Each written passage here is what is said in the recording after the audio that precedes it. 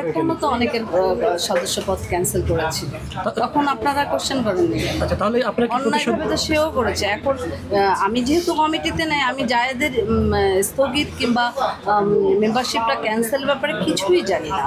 আমি জাস্ট কমিটিতে ঢুকলে দেন আমি বুঝতে পারবো যে অ্যাকচুয়ালি মানে জায়েদের মেম্বারশিপটা কেন ক্যান্সেল হয়েছে। কোনো চাপে নাই, কোনো প্রেশারে নাই, আমরা খুব শান্তভাবেই আছি, লো প্রেশারেই আছি ভাইয়া, আমাদের হাই প্রেশার না, লো প্রেশারও না, মিডিয়ামেই প্রেশারেই আছি আমরা। প্রেশার নিয়ে কোনো ঝামেলা নেই এবং আমরা আসলে অত্যন্ত স্বনামধন্য হিরো, কিংবদন্তি এবং অনেক ছবি করেছে, কালজয়ী ছবি করেছে আমাদের মোহাম্মদ কলি ভাইকে পেয়েছি। খুব সিনিয়র ভাই উনি দুইবার প্রেসিডেন্ট ছিল, দুইবার সেক্রেটারি ছিল। সাংগঠনিক যে কর্মকাণ্ডের যে এক্সপিরিয়েন্স সেটা কিন্তু ফুললি তার আছে। সো আমরা স্বাভাবিকভাবেই যে কলি ভাইকে পেয়ে অত্যন্ত আনন্দিত এবং আমার মনে হয় সামনের দিনগুলি আমাদের ইলেকশন পারপাস এগিয়ে যেতে খুবই সাহায্য করবে।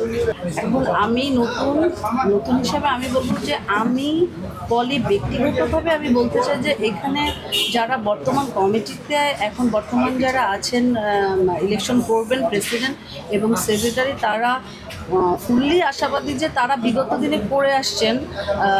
যারা শিল্পী সমিতির মেম্বার ছিল, শিল্পীদের স্বার্থ রক্ষা এবং শিল্পীদের সমস্ত সুযোগ সুবিধা কিন্তু তারা দেখে আসছে।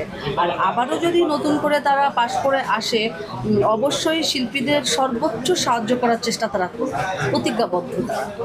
দেখুন, আমার এত বছরের ক্যারিয়ার, এতগুলি ছবি আমি করেছি, আমাকে নিয়ে কিন্তু কোনো জল্পনা কল্পনা, কোনো রিউমার কিছুই নাই।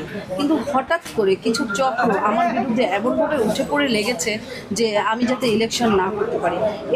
এইটার সূত্রপাত হচ্ছে ফিল্ম ক্লাবের ইলেকশন থেকে। তো যা হোক, আমরা বসে সব কিছু সিলেকশন করেছি।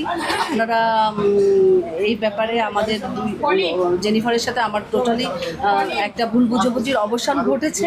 ইনশাল্লাহ ফিউচারে আর এরকম হয়তো বা ভুল বুঝাবুঝি হবে না। তৃতীয় কোনো পক্ষ আমাদের ভিতরে ইন্ধন সৃষ্টিকারী যারা তৃতীয় পক্ষ হয়ে আসে, তাদেরকে আসলে আমরা প্রশ্রয় দিব না।